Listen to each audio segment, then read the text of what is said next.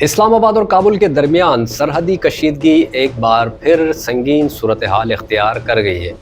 گزشتہ رات پاکستان اور افغانستان کے درمیان ہونے والی شدید جھڑپوں میں دونوں جانب سے بھاری جانی نقصان کی اطلاعات موصول ہوئی ہیں۔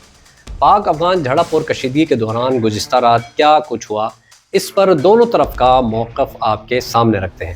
ہفتے کی رات افغانستان کی جانب سے پاکستان کے خلاف کی گئی جارحیت میں 200 دہشت گردوں کو ہلاک کیا گیا، یہ کہنا ہے ISPR کا۔ ISPR کے مطابق اس دوران پاک فوج کے 23 جوانوں نے جام شہادت نوش کیا اور 29 اہلکار زخمی بھی ہوئے۔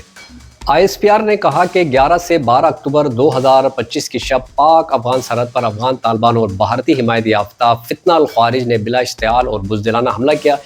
جس میں فائرنگ اور چند چھاپے شامل تھے۔ ان حملوں کا مقصد سرحدی علاقوں میں کھلبلی پھیلانا اور دہشت گردی کو فروغ دینا بتایا گیا ہے۔ ISPR کے مطابق پاک افواج نے حق دفاع کا استعمال کرتے ہوئے سرحد کے مختلف حصوں میں باہمی کارروائیوں کے ذریعے دشمن کی اس اشتعال انگیزی کو روک دیا۔ فوج نے طالبان کے کیمپس، چوکیوں، دہشت گرد تربیتی مراکز اور مددگار نیٹ ورکس کو ہدف بنایا، جن میں فتنہ الخوارج، فتنہ ہندوستان اور داعش کے عناصر بھی شامل تھے۔ ISPR نے یہ بھی بتایا کہ آپریشنز کے دوران سرحد کے مختلف مقامات پر طالبان کے متعدد ٹھکانے تباہ ہوئے اور افغانستان کی جانب 21 دشمنی پوزیشنز وقتی طور پر قبضے میں لے کر کئی دہشت گرد کیمپس غیر فعال کر دیے گئے۔ ابتدائی اندازوں اور ملبے کی جانچ کے مطابق تقریباً 200 سے زائد طالبان اور متعلقہ دہشت گرد ہلاک ہوئے، جبکہ زخمیوں کی تعداد اس سے بھی زیادہ ہو سکتی ہے، یہ کہنا ہے ISPR کا۔ بیان میں مزید کہا گیا کہ دشمن کی پوسٹ، کیمپس، ہیڈ کوارٹرز اور امدادی ڈھانچوں کو سرحدی پٹی میں وسیع نقصان پہنچا ہے اور ان کا انفراسٹرکچر عملی اور ٹیکنیکل سطح پر بری طرح سے متاثر ہوا ہے۔ دوسری جانب افغانستان کی طالبان حکومت کے ترجمان ذبیح اللہ مجاہد نے دعویٰ کیا ہے کہ گزشتہ شب پاکستانی فورسز کے خلاف کی جانے والی کارروائیوں میں 58 پاکستانی فوجی مارے گئے ہیں اور 30 زخمی ہوئے ہیں۔ ذبیح اللہ مجاہد نے ہفتے کی رات سے جاری پاکستانی جوابی کارروائی پر اتوار کو ایک پریس کانفرنس کرتے ہوئے دعویٰ کیا ہے کہ افغان افواج نے جوابی کارروائی کے دوران متعدد پاکستانی چوکیاں تباہ کی اور کچھ ہتھیار عارضی طور پر اپنے قبضے میں لے لیے۔ ذبیح اللہ مجاہد نے یہ بھی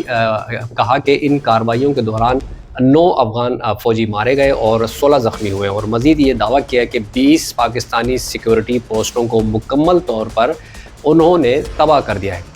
انہوں نے یہ بھی بتایا کہ افغانستان کی جانب سے یہ کارروائیاں رات 12 بجے قطر اور سعودی عرب کی درخواست پر روک دی گئی تھی۔ ذبیح اللہ مجاہد نے ایک الزام یہ بھی عائد کیا کہ داعش خراسان یعنی ISIS کو افغانستان میں شکست کے بعد اب پاکستان کے صوبہ خیبر پختونخوا میں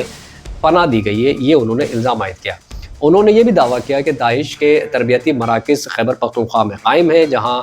جنگجوؤں کو کراچی اور اسلام آباد کے ہوائی اڈوں کے ذریعے پہنچایا جاتا ہے۔ ذبیح اللہ مجاہد نے یہ بھی انکشاف کیا کہ پاکستان نے کابل میں ایک اعلیٰ سطحی وفد بھیجنے کی درخواست کی تھی، تاہم طالبان حکومت نے جمعرات کی شب پاکستان کے جو فضائی حملے ہیں اس کے بعد اس درخواست کو مسترد کر دیا۔